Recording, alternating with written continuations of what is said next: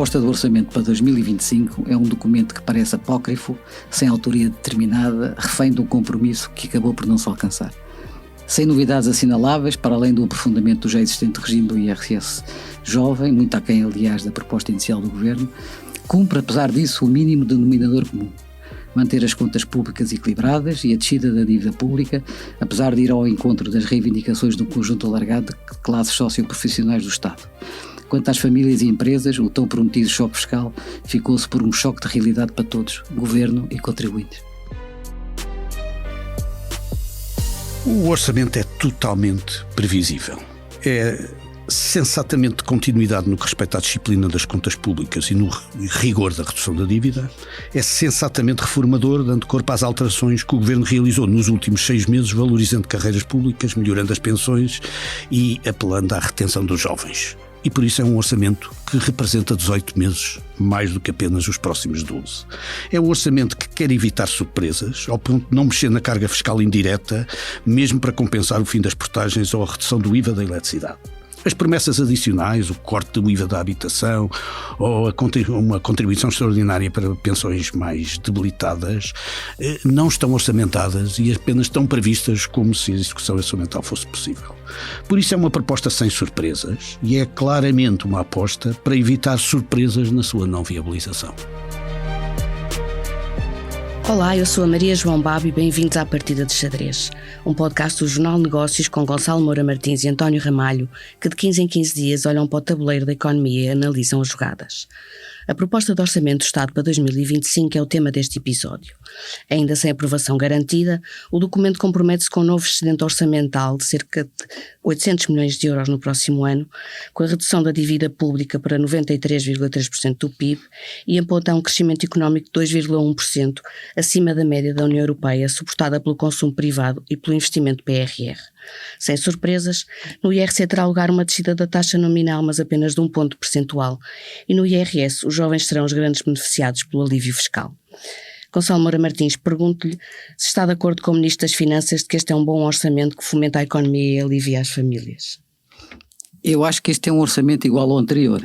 Ele, de novo, tem pouco. Aliás, é uma das críticas que mais se fazem, porque foi um orçamento objeto de uma tentativa de compromisso que não aconteceu, além do mais. Portanto, até nisso é falhado.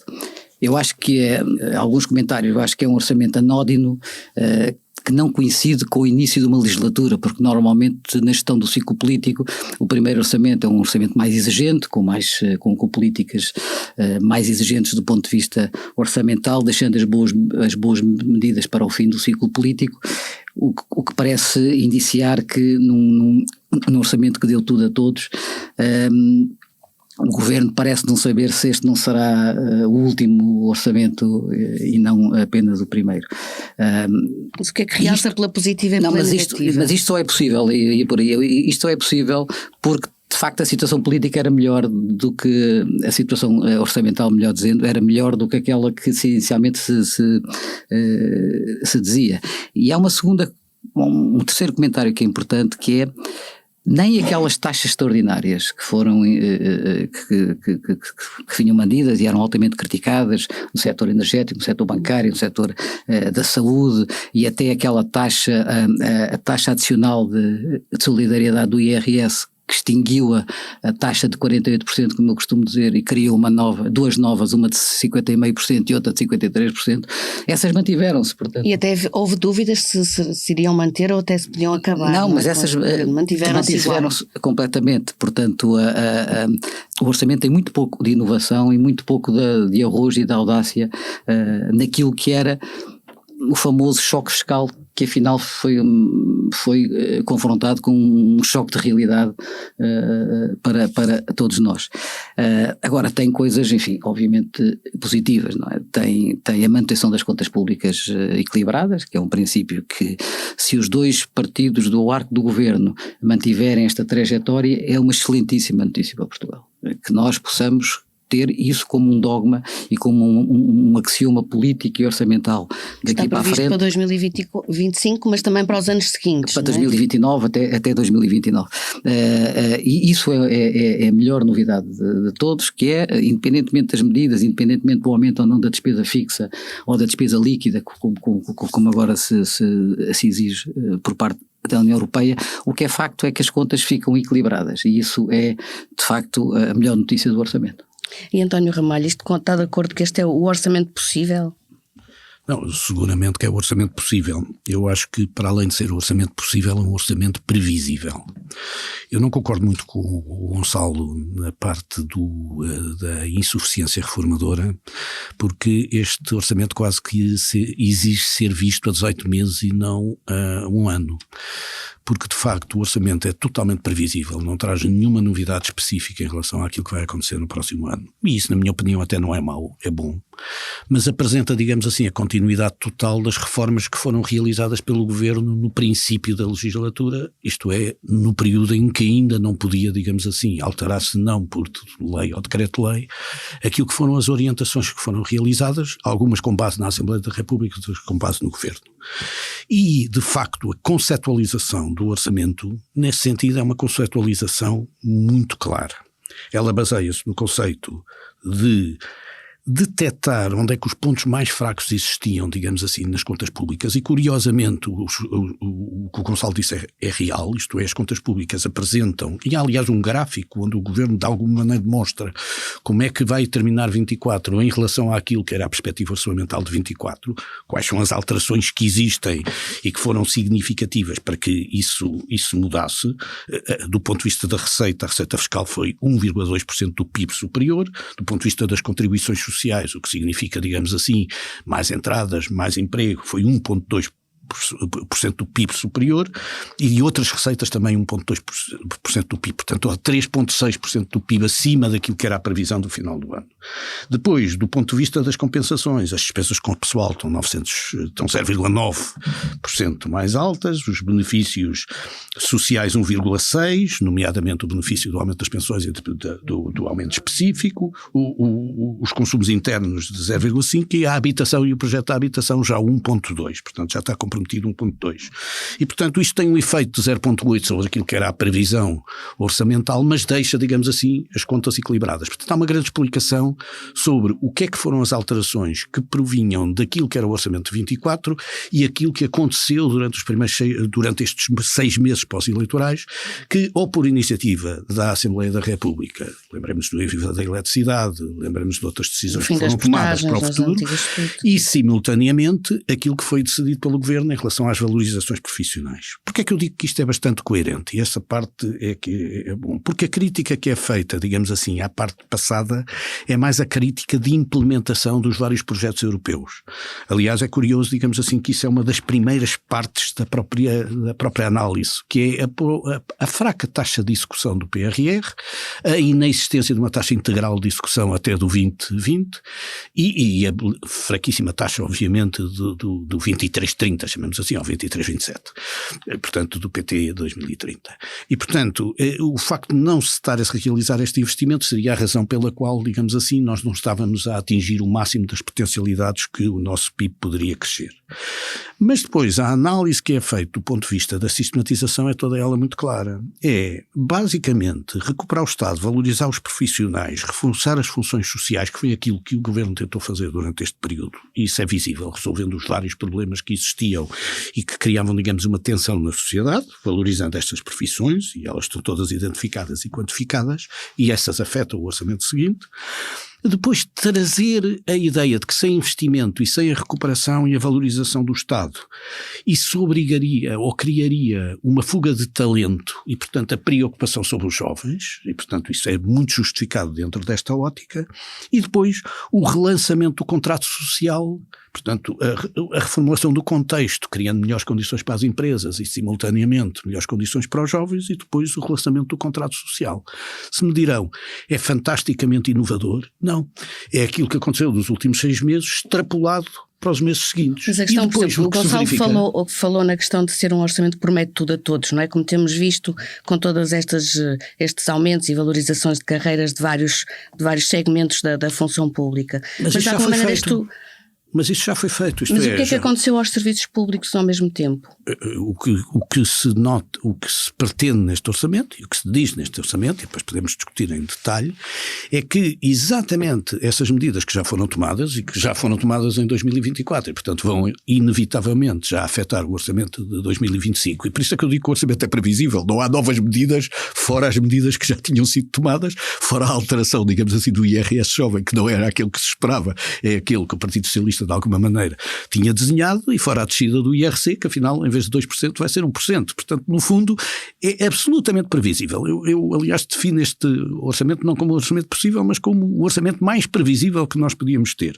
Agora, essas medidas que foram tomadas, o que são é justificadas como medidas essenciais à melhoria dos serviços do Estado que vão acontecendo pela programação que já foi feita pré-orçamental. Não há propriamente uma garantia, mas acredita que isso possa acontecer. Quer dizer, repare bem, eu já ouvi críticas ao orçamento sobre que o orçamento é pouco ambicioso. Eu acho que nós estamos a enganar-nos sobre o que é o orçamento do Estado. Eu tenho um certo pati-perri com as discussões sobre o orçamento por causa disso, porque acho que não cabe ao Estado ser ele, digamos assim, um motor da ambição. Nós às vezes confundimos o orçamento do Estado com o orçamento das empresas. Não é verdade. A metodologia contabilística do Estado e a metodologia contabilística das empresas são totalmente diferentes. Quero um melhor exemplo, quer dizer, o investimento público conta como despesa, enquanto o investimento numa empresa, obviamente, que é um projeto futuro do ponto de vista da rendibilidade do investimento. Não há aqui nenhuma nota, a despeito de haver aqui uma referência de que se vai lançar um modelo para o efeito, de que se vai avaliar o investimento do PRR, que se vai avaliar a qualidade desse investimento do ponto de vista do benefício das sociedades futuras. Portanto, isto é totalmente diferente. Os privados, quando fazem um orçamento de ambição. É um orçamento quase inatingível, que é para lançar os objetivos de um projeto estratégico, lançar os objetivos das suas equipes, para a fasquia ser alta. Curiosamente, os orçamentos dos Estados são feitos sempre sob uma fasquia limitadora. Não só limitadora na fase inicial, mas limitadora até depois naquilo que são as limitações à utilização dos fundos, que são feitos através de várias metodologias. Não é só uma, são várias metodologias. Portanto, enquanto o orçamento do Estado é sempre um orçamento de limites, o orçamento das empresas é sempre um orçamento de ambição. Não vou olhar para um orçamento destes com as características do orçamento empresarial. Estou a olhar para estas características com o orçamento de Estado. E para isso, acho que esse orçamento, como lhe digo, era o orçamento que esperávamos, é o orçamento que eu não tinha nenhuma perspectiva que fosse diferente deste, e até houve uma procura, na minha opinião até um bocadinho, deixe-me dizer, excessiva, de não fazer nenhuma alteração em relação ao sistema fiscal, para além daquele que foi aqui referido. De tal maneira que não há nenhuma alteração nos impostos indiretos. Aliás, a única alteração que existe é a taxa de carbono, e vê-se e percebe-se que se procura que a diluição ou o ajustamento da taxa de carbono seja feito em 2024 e, por exemplo, 2025 seja o resultado, o aumento dos impostos decorre apenas desse efeito. De resto, não há nenhuma alteração dos impostos, até não há naquilo que nós chamamos os impostos do pecado, que é a alimentação, bebidas, tabaco, etc. Há umas subidas. É recolher mais 80 agora milhões. Tem esta expressão agora dos impostos. Quer dizer, é só o crescimento desse montante. Mas, António, eu percebo isso tudo, mas quando nós temos, quer dizer, um Estado que tem uma despesa que é 55% do PIB, 133 mil milhões, mais 10 mil milhões do ano passado. E se nós lembrarmos, há pouco tempo o Estado ultrapassou 100 mil milhões de despesa, há 3 anos atrás. E quando nós temos uma carga fiscal, são 38% do PIB, 37 ponto qualquer coisa do PIB, o orçamento tem que ser, quer dizer, se este gasto desta riqueza nacional tanto não for, digamos assim, ele reformador, estruturante, ambicioso, usando a tua palavra, pouco fica para o setor privado. Ou seja, o que eu quero dizer, eu percebo a lógica do que estás a argumentar, mas a gente para quem vai gastar 54% da riqueza, a gente tem que esperar mais do que isto. Porque, e tu dizes o seguinte, e disseste muito bem, o Estado, o Governo, quando chegou, resolveu uma série de problemas, não sei se estão resolvidos ou não sei se o problema dos professores estão resolvidos, não sei se o problema dos médicos estão resolvidos, não sei se o problema das forças de segurança estão resolvidos, aparentemente ainda as greves não pararam, enfim, mas assumindo que mesmo que estejam resolvidos, é uma componente da despesa que não é suficiente, falta reforma, falta gestão e falta estruturação nos serviços públicos, porque eu acho que eles não estão melhores. E não estão melhores, não é deste governo, é dos outros governos. Nós nunca gastámos tanto como gastamos hoje, por exemplo, na saúde, estamos nos quase 17 mil milhões, quando há 4 anos o orçamento da saúde não chegava a 9 mil milhões, para a mesma população, duplicou-se o montante, e ela não está melhor, é gestão.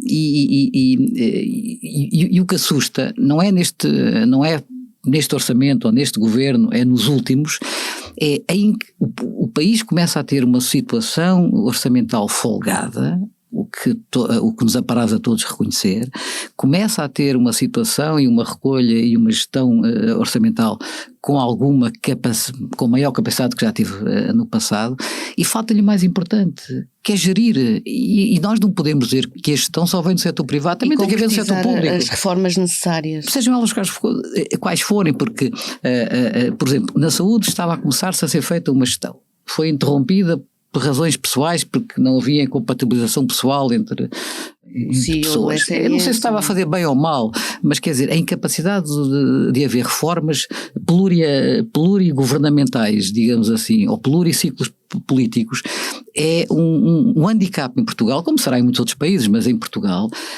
que é inaceitável. Eu volto a repetir, se nós olharmos para o aumento da despesa a nível sectorial nos vários há um aumento em todos, não é? Em todos. Não há nenhum que diminua. Todos aumentam mais de 7%. O pior aumenta 6%. O trabalho e a solidariedade. De resto, a juventude 51%, a economia 42%, a agricultura 36%, a cultura 32% e assim por diante. Mas a sua questão é que acha que isto não resolve os principais problemas da economia portuguesa. O que não é...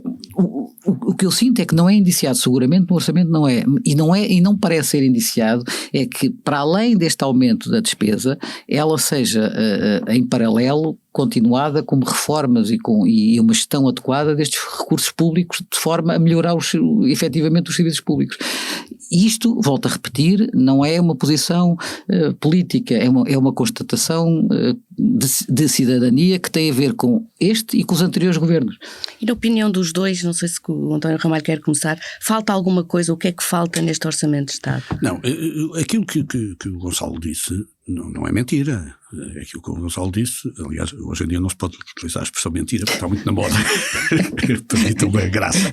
Mas aquilo que o Gonçalo disse é totalmente correto, só que não cabe ao orçamento, digamos assim, fazer as políticas de mudança estrutural. Cabe ao orçamento, sim, definir quais são as políticas de caráter financeiro e algumas das medidas que aqui são colocadas. Eu até gosto pouco que o orçamento diga muitas medidas. Aliás, graças a Deus este orçamento, as medidas que traz, são aquelas que se foram identificadas nos diversos pacotes ou nas diversas orientações que foram colocadas em relação a cada política setorial. Mas o que acontece basicamente é que o orçamento é uma estrutura financeira muito clara. Nós temos um aumento da receita total de 6,4%, temos um aumento da despesa total de 6,6%, estamos a falar em contabilidade nacional, temos sem PRR 3,9% de subida e 3,9% na despesa. Na prática vamos ter uma receita de mais 8 mil milhões e vamos ter uma despesa de mais 8,2 mil milhões. Portanto, na prática vamos ter, digamos assim, uma situação em contabilidade nacional que é semelhante, digamos assim, àquela e equilibrada. Mas, António, desculpa, e isso é uma grande vantagem, o equilíbrio, e estamos de acordo. Dos 8 mil milhões de mais de despesa, 5 mil milhões são despesa fixa. É verdade que são despesa fixa, mas também temos crescimento, digamos assim, do investimento. Não vamos agora negar. Quer dizer, o investimento tem um crescimento significativo e a própria revisão de 2024, curiosamente, já traz um investimento a crescer 3,2% e agora para 2025 3,5%. Portanto, está a questão é se conseguimos executar esse investimento, mas, porque quer dizer, as experiências do passado não são... Maria João, isso é verdade, mas quer dizer, eu não estou...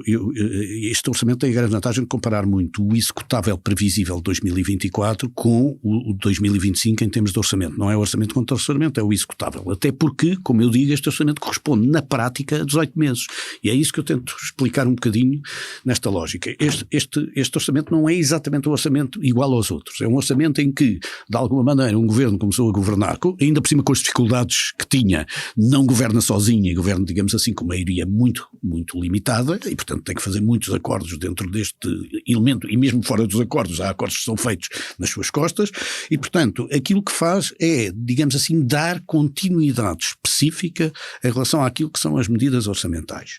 E explica-as até de uma forma que eu acho um bocadinho cândida, neste sentido de tentar simplificar o modelo de raciocínio. E o modelo de raciocínio é de facto este. Aquilo onde nós mais falhámos foi na aplicação do investimento e no investimento público, de ter feito alguma transformação na sociedade, reconhece isso. Também se reconhece alguma incapacidade de fazer a transformação com esta base e com esta maioria. E portanto o que há que fazer pura e simplesmente é otimizar as diversas medidas que nós fizemos até agora e sobretudo suster o talento em Portugal através desta grande preocupação que é melhorar as condições do Estado e portanto a melhoria das condições do Estado começou pelos custos das pessoas e com um conjunto de iniciativas, por exemplo, o conjunto das iniciativas ao nível do Ministério das Obras Públicas não é um conjunto de iniciativas de aumento das pessoas, é um conjunto de iniciativas baseadas em políticas significativas de investimento. Noutros casos é claramente, digamos assim, investimentos feitos, alguns deles feitos obviamente em projetos, quer dizer, é claro que os professores são aumentados e isso tem um custo significativo do ponto de vista salarial, mas também fazer 300 CTEs, centros tecnológicos em Portugal, que aliás é um projeto do passado, é um projeto do PRR, é também um objetivo significativo. Há de facto o reconhecimento que a chave está no PRR. E, portanto, o investimento é feito porque temos PRR para fazer investimento, não nos vamos enganar. E, portanto, vamos ter que resolver este nosso problema pela remediabilidade futura para resolver o problema quando não tivermos PRR. Isto seguramente. Agora, para este momento, eu acho que dificilmente se poderia pôr neste orçamento algumas medidas estruturais que o Gonçalo põe. Aliás, curiosamente, há uma medida prioritária que é aqui colocada, que é o cost spending ser todo revisto, isto é, visivelmente houve uma preocupação de resolver os problemas mais imediatos durante estes 6 meses e depois há todo um processo de revisão de custos e até de custos de governação, muitos deles até provenientes do governo anterior. Por exemplo, a importância que é dada ao Campus 21 e àquilo que é a redução de custos com a calendarização da necessidade de alteração das inspeções gerais, da Secretaria-Geral Única para 10 ministérios, quer dizer, eu próprio não consigo detectar todos aqueles que são os elementos essenciais, mas vê-se que há uma preocupação de ganhos de eficiência, que isso se reflete nos números, não se reflete porque o aumento salarial é significativo e os aumentos de alguns custos adicionais para melhorar os serviços públicos são significativos. Mas o Governo assumiu, aliás de uma forma, na minha opinião, genuína, pelo seu Ministro das Finanças, que é Ministro de Estado, não nos podemos esquecer, que não era à altura de ter superávites significativos que as contas permitiriam, mas sim de fazer investimentos seguros na melhoria da qualidade dos serviços públicos. Portanto, o que nós temos agora de testar é se os serviços públicos vão melhorar ou não. Porque eu até acho que o Governo foi cauteloso, e, portanto, nas promessas, porque faz promessas que não estão orçamentadas, claramente. Por exemplo, faz uma promessa de dizer, do ponto de vista das prestações sociais, nós gostaríamos de dar às pensões mais baixas outra vez um bónus, mas isso vai depender da execução orçamental. Mas, por exemplo, em relação à habitação, isto porque foi um assunto aqui tratado, também diz que vai fazer uma autorização legislativa para a redução do IVA para 6% sobre um determinado Mas adia mais um ano essa concretização. Não adia um ano, adia até essa autorização legislativa, o que diz, vamos ver, mas não se compromete, digamos assim, a dizer isto vai estar pronto amanhã ou vai estar pronto em 6 de março. É só isso que eu estou a dizer. Sobre essa medida específica, e nós já discutimos aqui e concordámos nisso, às vezes essas medidas são piores a emenda do soneto, porque fica toda a gente à espera que saia a autorização para começar a fazer a obra. Eu ainda assim prefiro que seja cá a autorização legislativa, porque prova que não foi esquecida a ideia. Devia ser executado logo, porque senão fica... Cria uma... Até devia ter sido feito ao contrário. Uma hesitação. Anunciava-se agora a redução e dizia-se já quando é que a redução acabava. E depois prorrogava-se ou não. Foi o que os dois até defenderam aqui, não é? Uma data para que a medida vigorasse. Ao Gonçalo Moura Martins, mas este orçamento levanta-lhe algumas desconfianças, no sentido que um choque externo de grande magnitude pode ser o suficiente para que esta situação orçamental se desequilibre. Seguramente, isso para este ou para outro qualquer, não é? Estamos numa situação bastante Nós temos aqui frágil, dois dados do orçamento de algum risco. Todos têm risco, não é? Mas um particularmente risco, que é assumir que o preço do petróleo é 75,5 euros, se manterá ou não, enfim, já está acima e, portanto, vamos ver como é que ele vai evoluir em função destes tristes acontecimentos externos no Médio Oriente. E o segundo é assumir uma subida significativa de 1% do PIB nas exportações, que são 2.500 milhões. Eu acho que é arrojado. Ou seja, quando os nossos principais mercados estão em recessão, a recessão só está a Alemanha, que é o segundo maior mercado, mas o terceiro, que é a França, está como está, enfim, a África está como está, e portanto admito que estas duas, enfim, embora o orçamento esteja assente, o crescimento económico esteja assente na procura interna, isso é claro, e aí justificadamente, porque há um aumento real do poder de compra das famílias e portanto isso vai sentir, um aumento significativo do investimento, portanto isso vai induzir à procura interna, quer das empresas, quer das famílias. De qualquer maneira, subir de 2,5% do PIB para 3,5% do PIB, 1% do PIB, as exportações é... Mas isso mesmo que diz da procura interna pode ser um wishful thinking, por todo este contexto internacional que estamos a viver, as pessoas podem canalizar esse aumento de rendimentos para a poupança. Isso está a acontecer. Isso está a acontecer já, não é? Mas quer dizer, eu acho que é lícito assumir que perante um aumento significativo, significativo não será, mas um aumento com alguma expressão do rendimento real das famílias e com o aumento da rentabilidade das empresas, isso vê-se no aumento do IRC, que haja não só mais investimento, que está previsto no orçamento, e também haja, claro, que um maior dispêndio das famílias face ao aumento do rendimento disponível que elas próprias têm. E se o governo assume, ou melhor, se o orçamento assume como pressupostos que vai aumentar o investimento e que vai aumentar o rendimento real das famílias, ele tem que pressupor que isso vai se converter em consumo, não é? Ou grande parte disso vai se converter em consumo. Nós já debatemos aqui a questão do IRC e até de outros impostos, mas António Ramalho, esta redução de 1 ponto percentual é uma medida só politicamente simbólica? Deixe-me ainda tocar dois pontos sem esquecer esse que são fundamentais. O primeiro é que passámos aqui ao de leve, vi o Gonçalo é que falou nisso e bem, sobre a questão dos impostos, e eu queria dizer, digamos assim, algumas dúvidas não sobre a previsibilidade e sobre a utilidade do orçamento nestas circunstâncias, do tal orçamento possível e previsível, mas do orçamento, digamos assim, de objetivos finais. O que nós vamos ter é um desagravamento dos impostos indiretos, ligeiro, uma subida dos impostos diretos e das contribuições sociais. E isto significa que vamos ter 32,8 de diretos, 37,8 de indiretos e 33,9 contribuição social. E essa divergência vai-nos colocando uma divergência grande em relação aos países da OCDE e sobretudo aos países da União Europeia.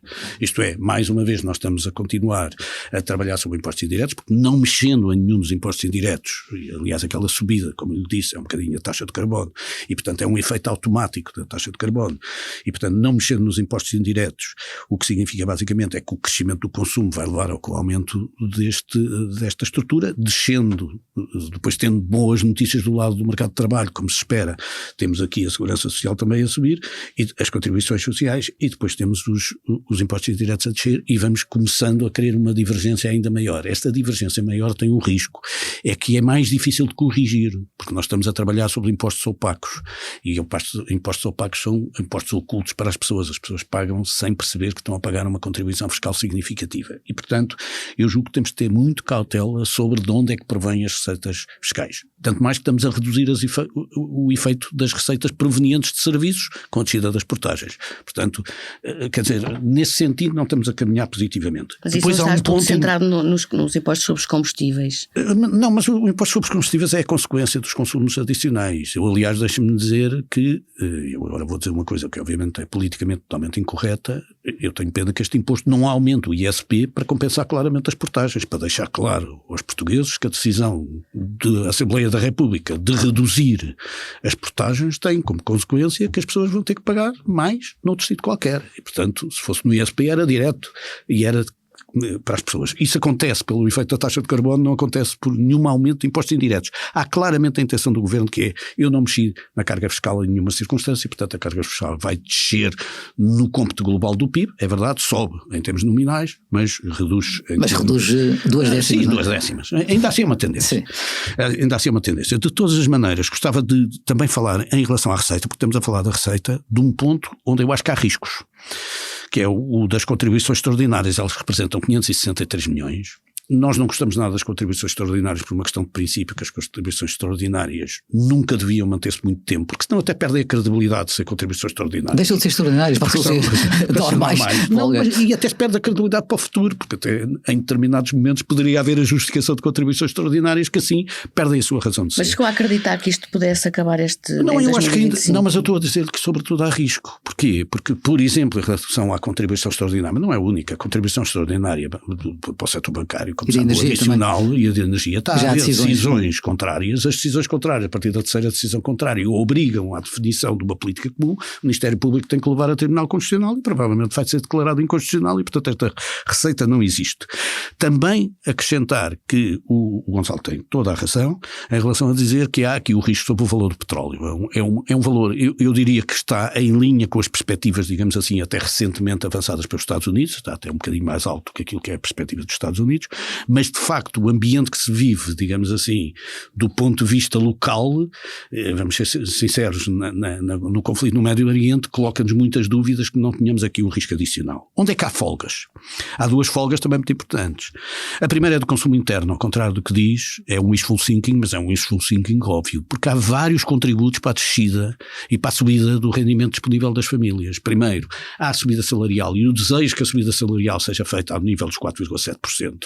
E, portanto, das duas uma, ou vai ser feita a 4,7% e nessa altura não tem agravamento fiscal, ou se for feita abaixo disto, então nessa altura vai ter desagravamento fiscal, porque o sistema de atualização é hoje legal e, portanto, é de 4,6% dos escalões. Tentar puxar que os aumentos sejam acima da inflação. Que é a tal ideia de política económica que foi acordada no acordo com os parceiros sociais, de subir, digamos assim, o salário médio em semelhança à subida do salário mínimo, depois há a subida do salário mínimo, que aliás é superior a isso, superior a 6%, e depois há um desagravamento também decorrente da descida de taxas de juros, que não é de só menos importância na vida das famílias portuguesas. As famílias portuguesas têm cerca de 30%, um bocadinho abaixo dos 30%, afetos, digamos, a custos de habitação, e estes custos vão todos reduzir-se progressivamente com a redução de taxas de juros, que também liberta mais fundos. Portanto, há uma libertação fiscal pelo IRS, há uma libertação fiscal pelos aumentos salariais, há uma libertação de fundos pelos aumentos salariais, ou pelo desagravamento fiscal dos escalões.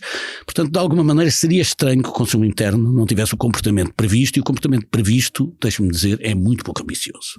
Os 2% de crescimento e uma taxa de inflação de 2%, para quem vai ter aumentos em princípio de 4%, ou de alguma maneira próximo disso, não é particularmente ambicioso. Portanto, eu julgo que há aí alguma margem. Depois, há outra margem, que é o setor empresarial do Estado. Porque eu olho para o setor empresarial do Estado, vejo 81 empresas, vejo 25 a título acessório, vejo 51,2 milhões de capital estatutário afeto e depois vejo um rendimento de 683 milhões. 683 milhões, dos quais 671 são os dividendos da Caixa Geral de Depósitos. Portanto, o Estado faz bem a reconfigurar o setor empresarial. Mas isso é óbvio, porque neste momento tem uma taxa de retorno de 1,3% e tem dividendos da APDL, da APL, da Caixa Geral, da NAV, da Par Pública, da Parque Sintra. Por incrível que pareça, das 85 empresas, só estas é que pagam dividendos. E destes dividendos, dos 683 milhões, já fica a saber que 671 são estimativa para a Caixa Geral de Depósitos. Portanto, o que acontece basicamente é que eu não acredito que o setor empresarial do Estado não traga, digamos assim, mais receitas adicionais em relação a isto, e portanto eu acho que também aqui há alguma folga, digamos assim, que possa compensar alguns destes riscos. Isto só para dizer que estamos em linha para trabalhar, digamos assim, montantes, que isso. Mas há muitas empresas. Mas António, desculpa, mas há muitas empresas, por exemplo, as Águas de Portugal e outras, que apesar de não pagarem dividendos, o ano passado houve aquela história dos 100 milhões de dividendos, de antecipação, etc. Mas independentemente disso, fazem um reinvestimento, são empresas rentáveis e fazem um reinvestimento constante dos seus dividendos. Portanto, apesar de não pagarem dividendos, não deixam de ser rentáveis e deviam manter-se na esfera do Estado. Sim, mas eu não quis discutir as taxas do Estado. Agora, números são números, Gonçalo, 1,33% é a remuneração deste parte de empresas, numa altura em que, enfim, os ILs estão normalmente a trabalhar dos 5% e 6%. Mas se quiser ir buscar algum encaixe, estamos a falar numa nova nova vaga de privatizações. Não necessariamente, isso é vender ativos, eu estou a dizer, mas é uma nova, digamos assim, uma capacidade de distribuição adicional que as empresas possam ter, mas não vale a pena, é só para lhe dizer que eu acho que há aqui algum espaço, alguma margem de manobra de quem está a gerir um orçamento. Repare bem que eu estou sempre a ter aqui uma visão um bocadinho mais financeira do orçamento neste aspecto. Depois queria também chamar a atenção sobre a sua pergunta específica, se isto foi curto ou não foi curto para as empresas, o IRC.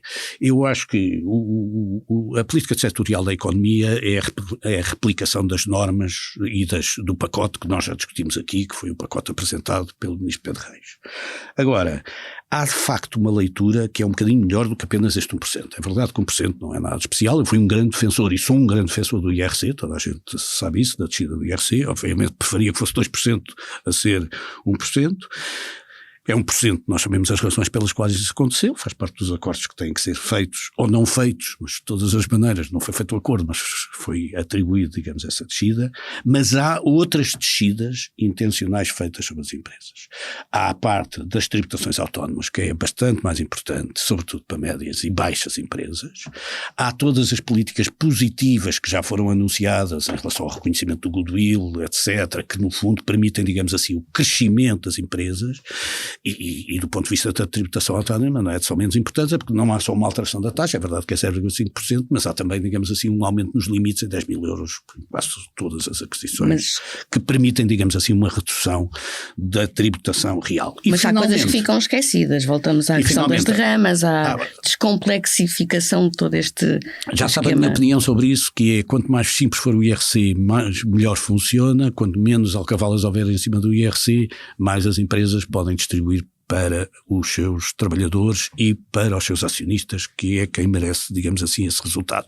E infelizmente isso não está tão valorizado e, enfim, há objetivos ambiciosos provenientes do acordo de valorização salarial que passam não só pelos 4,7% de aumento do salário médio, para que cheguemos a um salário médio já muito perto de 2.000 euros em 2028, e isto precisa de aumentos salariais significativos durante todo este período, enfim, o que está previsto neste acordo são 4,7% ao ano em permanência, como há igualmente o desejo de ter um benefício de produtividade significativa, porque há um reconhecimento, aliás, um reconhecimento da falta de produtividade da economia portuguesa, o reconhecimento da produtividade através de prémios de produtividade, mas esses prémios de produtividade exigem um conjunto de condições que não são fáceis de obter. A primeira é que o aumento salarial seja superior aos 4,7% e seja sempre superior a 4,7% em tudo o que está na média, ou abaixo da média. Portanto, isto significa, e há para além de haver instrumento de regulamentação coletiva, mas isto já se percebeu que este governo privilegia imenso instrumentos de regulamentação coletiva e, portanto, quer levar outra vez os sindicatos e os trabalhadores outra vez à mesa das negociações, discutirem as diversas questões de forma conjunta e colaborativa. E, portanto, esse modelo, digamos assim, que permitia a desfiscalização, porque aí não havia nem contribuição social, nem IRS, permitiria, digamos assim, um aliciamento, digamos assim, do crescimento salarial das empresas, bem como se mantém medidas do ponto de vista da capitalização que beneficiam a capitalização das empresas. Até 6%. Todas as empresas é pouco para todas as empresas, mas mantêm-se as medidas. Mas como lhe digo, não há nada de imprevisível nestas medidas, porque todas estas medidas ou estavam no acordo ou provinham do pacote das 60 medidas que foi apresentado e que nós já discutimos aqui. Portanto, não há, eu não estou a dizer nada de novo, quer dizer, este orçamento começou há 6 meses atrás. Mas está de acordo que é curto este orçamento para as empresas? Sim, claro que é. Vamos lá ver, claro que 1% é curto, claro que tudo o que era a complexidade hoje do sistema fiscal português é cada vez pior, cada vez mais incrível. Eu vou-lhe dizer uma coisa, eu assisti no outro dia a uma apresentação do orçamento de uma consultora e até sempre que sai uma norma já há dúvidas logo, e a norma não é publicada, por exemplo, esta coisa para ter a hipótese de num prémio de produtividade atribuir isenção fiscal e de segurança social aos trabalhadores, que é preciso dizer que é só ter 6% do seu salário anual, portanto, num salário médio de 1.500 euros, nós estamos a falar de um valor mínimo, não é? 6%, estamos a falar de 100 e tal euros, é que poderia estar isento mensal vezes 12, não é? O que acontece é o seguinte, é que é preciso garantir que a massa salarial tenha sido aumentada em 4,7%. Pronto, é um trigger, é um requisito. Mas ninguém sabe se é em média ou se todos os trabalhadores têm que ter sido aumentados em 4,7%. É só para ver a discussão. Se cria mais umas mas dúvidas. Estavam a discutir isso do ponto de vista jurídico, se isso era, se bastava haver um trabalhador que não tivesse sido um aumento abaixo de 4%, que era um absurdo, não é? Quer dizer, mas é só para ver como é que isto é complexo e a fazer. Mas ficou-me aquém, estamos a falar apenas e só de 1%, estamos a falar apenas e só de aligerar a tributação autónoma sobre os automóveis, as viaturas ligeiras e mistas das empresas. Estamos a falar de uma coisa que faz sentido, mas enfim, é mínima, que é majorar em 20%, em 120%, de 100% para 120% os custos com seguros de saúde que as empresas atribuam. Portanto, mas é melhor, quer dizer, é melhor que nada. Não é melhor que nada, mas é tão pouco, tudo é melhor que nada, não é? Como é evidente, acho um bom indicador, mas de facto é para a complexidade que o sistema fiscal tem, para a complexidade que as empresas hoje enfrentam. Eu bem sei que eu estive a comparar os sistemas fiscais de alguns países da União Europeia com o nosso, agora para preparar em termos do IRS e do IRC. E a simplicidade de outros sistemas, eu estive a ver os do leste, a Polónia, a República Checa, etc. Mesmo o irlandês, por exemplo, no IRS tem duas taxas. 14% ou 32%, ponto final. Nós temos 9 taxas, temos 8 taxas, mais 2 que inventaram com a taxa de solidariedade, e é absolutamente incrível com uma quantidade de benefícios intrincados que pode ter ou não pode, exemplar, mas só, enfim, é de uma complexidade que não se percebe, e o que parece haver é uma incapacidade de diminuir a complexidade destes impostos, mesmo que isso implique até uma subida da receita fiscal, mas isso trazia previsibilidade e complexidade, porque hoje em dia... É que a taxa efetiva, o Gonçalo tem toda a razão. É mais baixa. A taxa efetiva é mais baixa. É mais baixa e a complexidade é brutal. Portanto, o custo, quer dos próprios serviços, por muito informatizados que estejam, quer do ponto de vista, digamos assim, do preencher as declarações por parte das empresas, mas sobretudo a previsibilidade para o gestor, que não deveria, digamos assim, dedicar-se à parte fiscal, sabendo apenas que a parte fiscal é um ónus que tem que suportar, digamos assim, da sua atividade. Quanto mais simples, melhor. Há uma medida que já vinha prometida no pacote, e essa teve consagração no orçamento, e na proposta do orçamento, e aplica-se ao IRS pela primeira vez e ao IRC, que é o problema da capitalização, os benefícios à capitalização das empresas, que é sempre uma excelente medida, que é as empresas terem mais capital, porque quando as empresas têm mais capital, investem mais, estão mais robustas, estão mais saudáveis e estão mais preparadas e resilientes para os períodos de crise. E essa é uma boa medida, de facto, porque ela não só permite aumentar o nível de benefício das empresas de 30% para 50%, como permite às pessoas individuais que investam nas empresas, ou seja, que abdiquem e que ponham o seu capital nas suas próprias empresas, implica que tenham uma majoração e um benefício fiscal ao nível do IRS e ao nível das mais-valias um dia que possam vender essas empresas. Isso é uma boa medida. E isto para os dois é melhor agora o país ter orçamento, seja ele qual for? Seguramente que sim, isso não há dúvida nenhuma. Isso não merece discussão. Isso não merece discussão. Isso não merece discussão, porque não há alternativa. Eu até vou ser muito claro aqui, eu, do ponto de vista como gestores, e estamos aqui a falar dos gestores, a resposta é 100% sim, 200% sim, seguramente. Agora, até como cidadão, o que me preocupa um bocadinho é a possibilidade de estar a transformar o orçamento numa espécie de moção de confiança que todos os anos o governo vai ter que enfrentar. Isto não é possível para a estabilidade do sistema. Isto é, todos os anos o governo apresentar um orçamento como se fosse uma moção de confiança. Isto é, o orçamento não passa e nós vamos para eleições. E de facto, gerir um país em duodécimos é impensável. Também não faz nenhuma alteração ao modelo, mas de facto colocar esta questão parece-me também um bocadinho absurdo. Portanto, eu já estou a falar como cidadão, como empresário, mas, como gestor, enfim, não ter orçamento é uma coisa impensável. Era o pior que nos podia acontecer. Era o pior. Uma crise política agora era o pior que podia acontecer, porque a trajetória é boa, estamos a enfrentar um contexto externo altamente desafiante, altamente complexo, e portanto o pior que podia acontecer era uma crise política interna neste momento, que ninguém perceberia. Vamos ver, porque que medida radical do governo, a gente aqui chegou à conclusão, eu mais do que nem sequer surpreende muito em relação a que é de continuidade, não é? De continuidade. O que é que, de continuidade do anterior governo, que alguém perceberia alguma vez que este orçamento não merecesse minimamente o consenso da abstenção, não estou a falar de votar todos. Claro, naturalmente.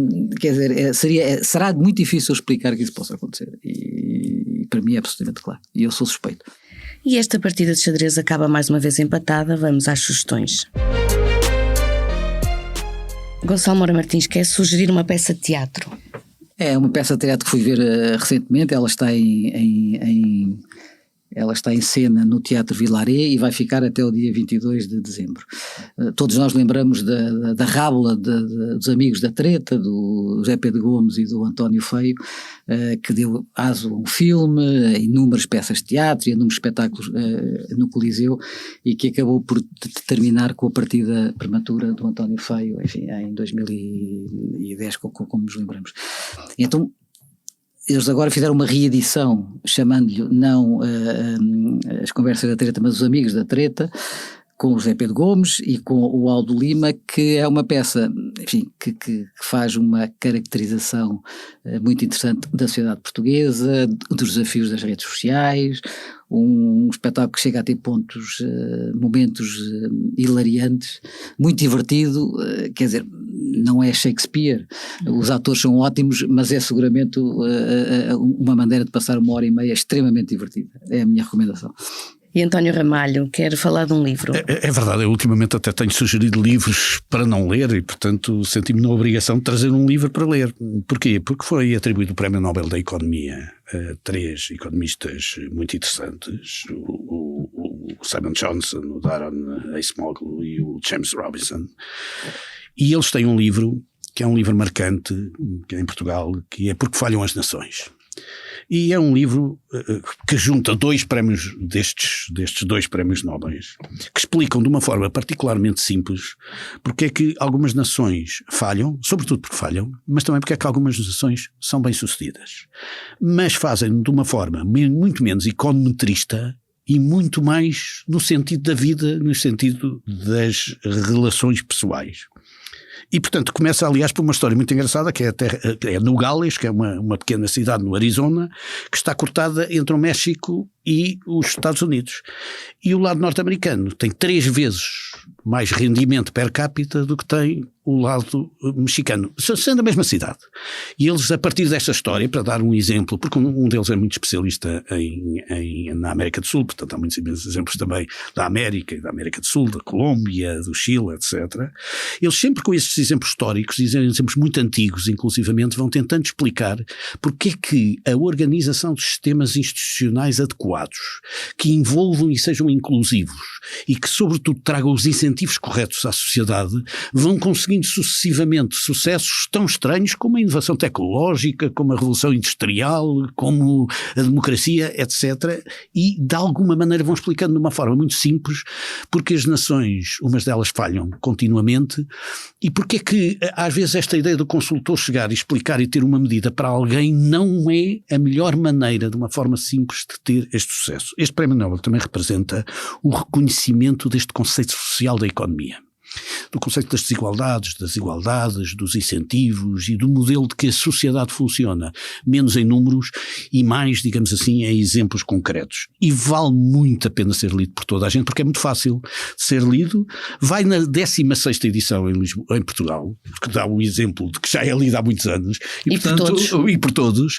E vale imensa pena, porque é um livro muito interessante, já todos lemos, ou muitas das pessoas que me estão a ouvir já leram, mas aquelas que não me estão a ouvir não leem, não percam a oportunidade, porque de facto é muito interessante. E agora com este aliciante a 2 deles ter sido atribuído o Prémio Nobel, que é sempre, digamos assim, um galardão interessante, sobretudo a um deles foi contribuindo também do Freak Economics, que é uma das obras mais fora da caixa que eu li sobre economia moderna já há uns anos atrás. E esta foi a Partida de Xadrez, um podcast que pode ser ouvido no site do Negócios e nas principais plataformas. António Ramalho e Gonçalo Moura Martins voltam daqui a 2 semanas a colocar as peças em cima do tabuleiro.